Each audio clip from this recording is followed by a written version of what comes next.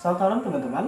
Kami dari mahasiswa Setia Pancasila kelas reguler malam Banjarmasin jurusan manajemen. Di sini kami ingin mempresentasikan hasil pelajaran kami di semester ini. Adapun topik yang akan kami bawakan adalah konsep biaya dan pelaporan harga pokok produk. Namun sebelumnya kami minta maaf karena dalam video ini hanya kami bertiga yang bisa hadir. Lantaran teman-teman kami ada yang berada di luar kota dan juga sedang isolasi mandiri lantaran wabah COVID-19 ini. Semoga wabah ini cepat berakhir dan kita dapat berkuliah lagi seperti biasa dengan penuh semangat tentunya. Baik, adapun kami yang berhadir di sini, saya selaku pembawa acara yaitu Billy Yonatan dan rekan saya Rizka Yohananda dan rekan saya juga Arif Trigunawan. Baik. Nah, kami akan menjelaskan apakah itu harga konsep biaya dan juga pencatatan harga pokok produk di video selanjutnya. Jadi tunggu terus ya.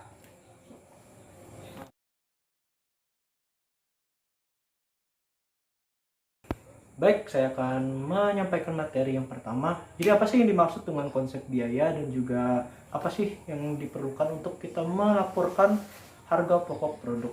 Baik, kita mulai dari konsep biaya. Apa sih itu biaya? Biaya itu adalah pengorbanan yang dihasilkan atau yang kita korbankan untuk memproduksi suatu produk. Jadi untuk dapat menghasilkan sebuah barang, jadi kita harus mengorbankan setidaknya uang untuk bisa membuat produk itu. Nah, pengorbanan itulah yang disebut dengan biaya. Jadi, biaya adalah apa yang kita korbankan untuk menghasilkan sebuah produk. Nah, nantinya biaya ini akan tergantikan dengan yang namanya laba atau keuntungan. Baik, itu sekilas tentang biaya. Saya akan masuk ke metode harga pokok biaya. Jadi, apa sih maksud saya harga pokok produk? Apa sih itu harga pokok produk? Jadi, harga pokok produk itu adalah biaya yang dikeluarkan untuk memproduksi satu buah produk. Nah, jadi apa sih itu? Jadi produk yang dihasilkan maksud saya itu apa? Jadi menurut yang pada materi yang sudah saya pelajari itu ada produk yang dihasilkan harus merupakan produk standar. Apa sih maksudnya produk standar? Artinya produk yang memang dihasilkan oleh perusahaan tersebut. Misalnya perusahaan tersebut bergerak di bidang manufaktur, khususnya manufaktur ya yang menghasilkan, di atas dia manufaktur dalam bidang public commerce seperti barang-barang yang dijual untuk kita konsumsi, ya kan, consumer goods, dan bisa juga dalam bentuk lainnya. Jadi itulah yang dijual itu adalah produk yang standarnya daripada perusahaan. Kemudian produknya sama tentunya ya, tergantung perusahaannya. Apabila perusahaan itu memproduksi sebuah produk, tentunya itu adalah produk yang dia produksi gitu. Dan kegiatan produksi dimulai dengan diterbitkannya perintah produksi. Baik, selanjutnya. Oke. Nah, pengumpulan biaya produksi itu ada dua, dibagi menjadi dua, yaitu berdasarkan pesanan, menurut pesanan ya produksi, kemudian menurut proses, jadi per periode akuntansi untuk melaporkan produk tersebut. Jadi per pesanan dan juga per periode akuntansi, di akhir periode akuntansi tersebut. Kemudian ada perhitungan harga pokok produksi, itu ada persatuan. Ya, persatuan tadi sama seperti yang sebelumnya, yaitu per pesanan tadi. Itu di total biayanya yang dikeluarkan. Dan kemudian ada juga yang berdasarkan proses, yaitu perhitungannya adalah membagi total biaya produksi dengan jumlah produk yang dihasilkan daripada periode satu akuntansi. Maksudnya satu periode akuntansi. Jadi kurang lebih seperti itu pengertian singkat daripada apa itu biaya dan juga apa itu pencatatan harga pokok produk. Arif Trigunawan. Untuk penggolongan biayanya menurut perubahan dalam volume produksi terbagi menjadi dua, yaitu biaya tetap, biaya yang tidak tergantung pada perubahan volume produksi sampai tingkat tertentu, dan yang kedua adalah biaya variabel, biaya yang berubah sebanding dengan perubahan volume produksinya.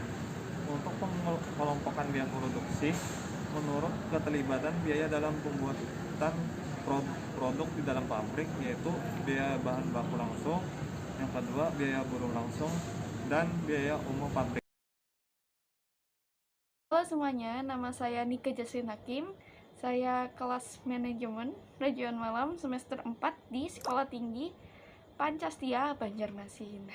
Saya pakai masker karena corona ya. Oke. Di sini saya akan menjelaskan mengenai biaya maksud saya perilaku biaya.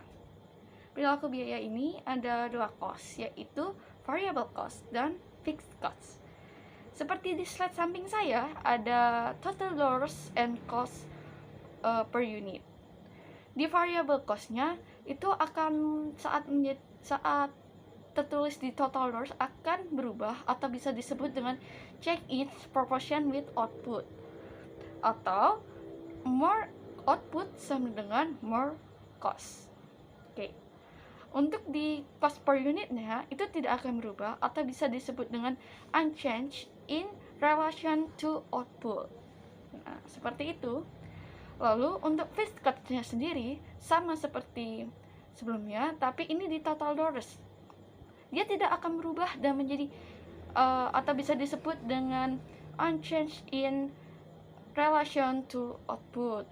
Nah, kalau di cost per unitnya itu berubah dan menjadi cost inventory with output, atau more output sama dengan lower end per unit. Nah, untuk slide selanjutnya ini ada other cost consideration. Nah, itu ada dua, yaitu biaya primer dan biaya konversi. Biaya primer didapat dari biaya tenaga kerja ditambah dengan biaya bahan langsung. Sementara biaya konversi biasanya biaya tenaga kerja langsung ditambah biaya overhead pabrik. Selanjutnya, kalian akan melihat sebuah tabel. Nah, tabel ini menurut saya udah lumayan jelas. Ini menentukan hubungan biaya dengan produk. Seperti biaya bahan ini dengan kinerjanya akan menjadi biaya primer. Sementara biaya bahan yang tidak langsung atau pekerja yang tidak langsung atau biaya lain yang tidak langsung itu akan menjadi tanggungan overhead pabrik. Nah, setelah kita mengetahui biaya primernya, lalu overhead pabriknya, itu kita akan menambahkannya dan akan menjadi biaya pabrikasi. Nah, setelah biaya pabrikasi ini ditemukan, itu akan ditambah dengan biaya komersial. Di mana sih mendapatkan beban komersial? Bukan biaya komersial lah, maksud saya beban komersial. Ini didapatkan dari beban pemasaran ditambah dengan beban administrasi. Biaya pabrikasi dan ditambahkan dengan beban komersial akan menjadi biaya operasi total. Seperti yang ada di slide samping saya ini. Ini ada harga pokok produksi. Harga pokok produksi yang pada perusahaan atau pabrik. Harga pokok produksi persediaan awal setengah akan menjadi bahan mentah yang dipakai, upah buruh langsung plus biaya umum pabrik, persediaan akhir barang setengah jadi. Sementara bahan mentah yang dipakai sama dengan persediaan awal ditambah pembelian dikurangi persediaan akhir. Maaf, di sini saya akan sedikit membaca karena agak sulit untuk menerangkannya tanpa membaca. Baiklah, untuk di slide samping saya ini ada PT XXX harga pokok produksi periode 1 Januari sampai dengan 31 Desember 2000. Ya, selanjutnya dituliskan dalam jutaan dolar. Biasanya diawali dengan biaya bahan baku langsung. Apa saja biaya bahan baku langsung? Seperti di slide, ada persediaan awal, pembelian bahan yang tersedia, lalu persediaan akhir, biaya bahan yang dipakai. Itu semuanya akan dituliskan nominalnya berapa, lalu akan ditambahkan lalu dikurangi untuk menemukan total semuanya. Setelah itu, kita akan mencari biaya buruh langsung. Nah, ini biaya gaji para buruh. Lalu biaya umum pabrik. Apa saja sih biaya umum pabrik? Itu biasanya gaji buruh yang tidak langsung, seperti biaya lembur mungkin. Lalu ada utilitas, lalu pemeliharaan, penyusutan, surplus pabrik, dan akan menjadi total jika kita menambahkannya semua biayanya. Jumlah biaya produksi didapatkan dari biaya bahan baku langsung, biaya buruh langsung, dan biaya umum pabrik. Oke, Lalu persediaan awal barang setengah jadi itu seperti yang ada di awal harga pokok produksi dan akan dijumlahkan.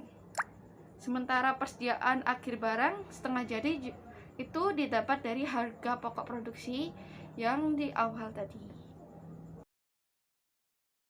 Selanjutnya pengertian income statement. Income statement menunjukkan prestasi perusahaan dalam jangka waktu tertentu. Prestasi perusahaan antara lain dapat diukur dengan besarnya laba yang diperoleh, di mana laba pada dasarnya adalah selisih antara pendapatan dengan biaya-biaya yang dikeluarkan untuk memperoleh pendapatan tersebut. Pos-pos yang terdapat dalam income statement: penjualan, laba kotor atas penjualan, gross on sale, biaya operasi, terbagi menjadi dua, yaitu biaya penjualan, biaya umum, laba operasi, operating profit, pendapatan dan biaya lain, other income and other expense, laba sebelum pajak, profit before tax, laba bersih, net profit, niat, net income after tax. Ya, selanjutnya harga pokok penjualan untuk perusahaan industri pabrik. Nah, harga pokok penjualan adalah persediaan awal barang jadi ditambah harga pokok produksi dikurang persediaan akhir barang jadi. Dan kembali ke harga pokok produksi. Persediaan awal barang setengah jadi ditambah bahan mentah yang dipakai ditambah upah buruh langsung ditambah biaya umum pabrik dikurang persediaan akhir barang setengah jadi. Kembali lagi ke bahan mentah yang dipakai adalah persediaan awal ditambah pembelian dikurang persediaan akhir. Dan selanjutnya ke langkah perhitungan income statement. Langkah pertama, penjualan kotor dikurang retur plus potongan penjualan dikurang harga pokok penjualan sama dengan laba kotor. Dan langkah kedua, laba kotor dikurang biaya operasi sama dengan laba operasi. Langkah ketiga, laba operasi ditambah penghasilan atau pendapatan lain dikurang biaya lain sama dengan laba sebelum bunga dan pajak. Kembali ke langkah keempat, laba sebelum bunga dan pajak dikurang bunga sama dengan laba sebelum pajak. Dan selanjutnya ke langkah kelima, laba sebelum pajak dikurang pajak sama dengan laba bersih dalam kurung net profit.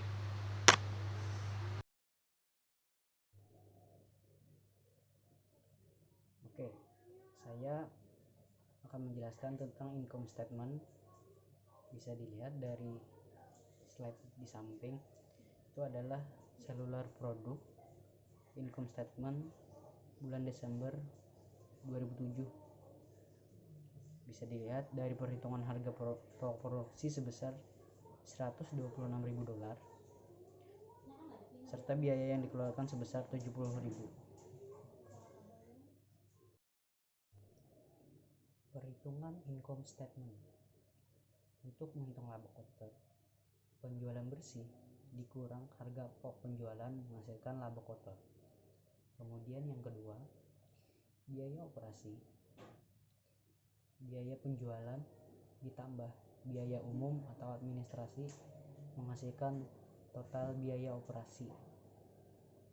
Total biaya operasi dikurang laba kotor menghasilkan laba operasi.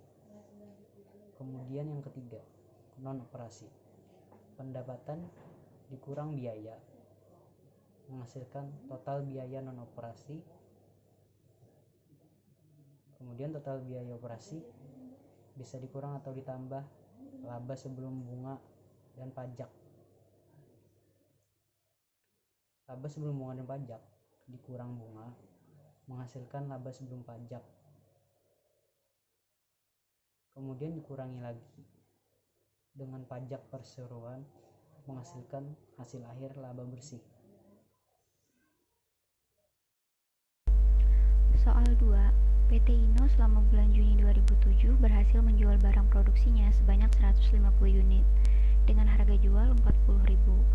Persediaan yang ada pada PT Inno terdiri dari per 1 Juni 2004 66.000 persediaan bahan baku. Per 30 Juni 2004 192.000. Per 1 Juni 162 persediaan produk 1/2 jadi. Per 30 Juni 96.000. Per 1 Juni 108.000 persediaan produk jadi. Per 30 Juni 204.000. Jadi PT Indo selama bulan Juni 2007 berhasil menjual barang produksinya sebanyak 150 unit dengan harga jual Rp40.000. Biaya produksi dan biaya operasi selama bulan Juni 2014 adalah sebagai berikut. Pembelian bahan baku sama dengan Rp1.050.000. Biaya tenaga kerja langsung Rp720.000. Ongkos angkut pembelian bahan baku Rp54.000. Potongan pembelian bahan baku Rp18.000. Kemudian biaya pemasaran. Gaji bagian pemasaran Rp780.000.